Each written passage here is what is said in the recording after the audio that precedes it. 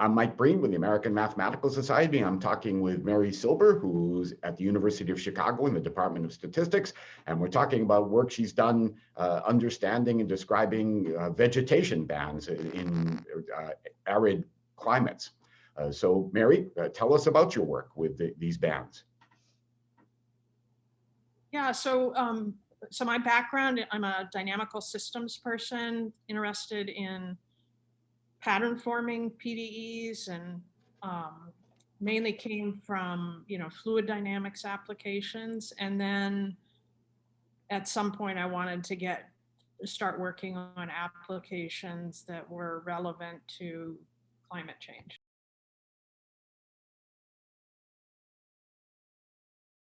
So this interfaced with work I was doing with the Math and Climate Research Network. And this work on pattern formation in semi-arid ecosystems or arid ecosystems really fit nicely with that interest in climate change, and also building on my expertise. There were people doing that modeling already, and so I sort of just jumped on that bandwagon, and I've really enjoyed it and have had an opportunity to mentor students in that area. I think they find it attractive too. And so I don't know if I answered the question. No, well, you did for sure. And you mentioned fluid dynamics. Now, so that I assume in terms of what math is involved, there's a lot of partial differential equations. Am I right? And are there other things too, other areas? Okay, so the models typically are in terms of partial differential equations, but the actual approach that we take is from bifurcation theory. So, so it's dynamical systems perspective on PDEs. And so we're interested in, instabilities of basic state. So in the pattern formation context for these PDEs, they would be kind of trivial solutions that are maybe just space independent, spatially uniform, sort of the really boring solutions, and then looking at how those might become unstable to the formation of patterns. So it's an example of symmetry breaking bifurcation. So we're using tools from bifurcation theory, or bifurcation theory in the presence of symmetry, to look at these. So I would say the mathematics is partial differential equations from this dynamical systems perspective.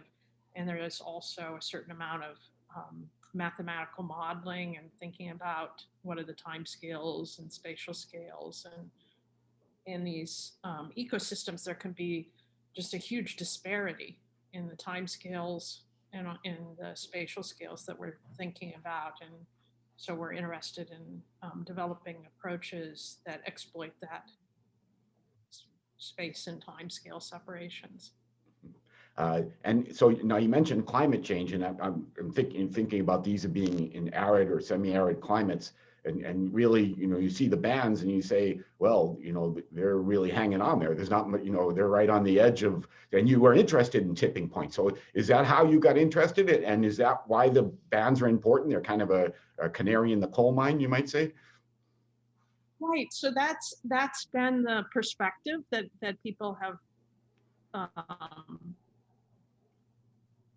promoted, and it's like really appealing on the one hand, this idea that these large scale structures that you could monitor from satellites, like the images that I gave you, are just, going on Google Maps or something and getting them.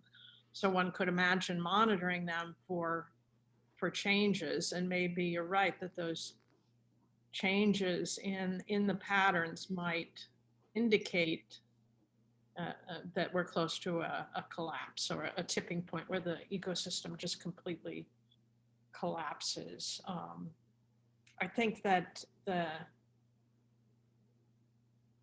thing that's challenging with this is humans, I think, is the challenge.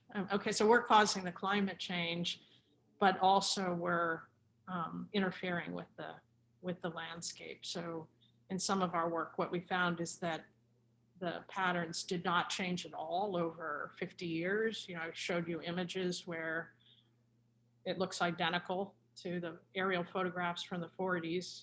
Today, it's indistinguishable. We also found examples where it had been destroyed, but it was not destroyed by a climate change, but by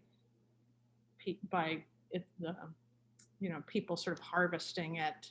You know, a lot of these patterns in the regions we've been looking at are really vulnerable locations, you know, where there's famine and war and, you know,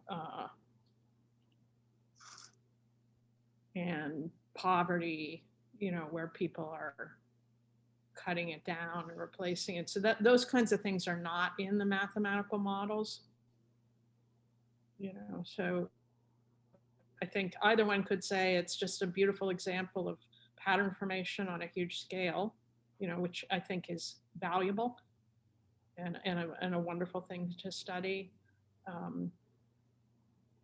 Whether it will tell us something about how to do better land management or exploit these kind of scales that the system has evolved to, you know, the system does not have enough water, and somehow it's figured out a strategy on its own of how to harvest that limited resource. Sometimes people refer to them as kind of like ecosystem engineers. They've figured out how to manage this, you know, that in some kind of possibly optimal way. Maybe it's not optimal, I don't know, but it's got a strategy. But could we understand that and come up with land management strategies based on that? I don't think we're at that stage. And I think that using the patterns to say, oh my gosh, we're about to collapse, I also think we're not at a point of being able to do that. You know.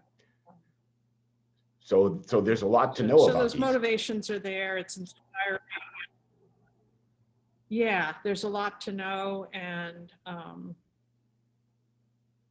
yeah, and the timescales are really long, so it's not something that you could ask a graduate student to sort of make a prediction and be able to see it in their lifetime. These are plants, things are happening on a long time scale. And so you've mentioned. In fact, one of my PhD students who worked in this area and got really excited about the data, and he ended up switching after he got his PhD to working in microbial ecology because he wanted to have controlled experiments on reasonable time scale. So Mary, thanks for filling us in on this. Is there anything you'd like to add?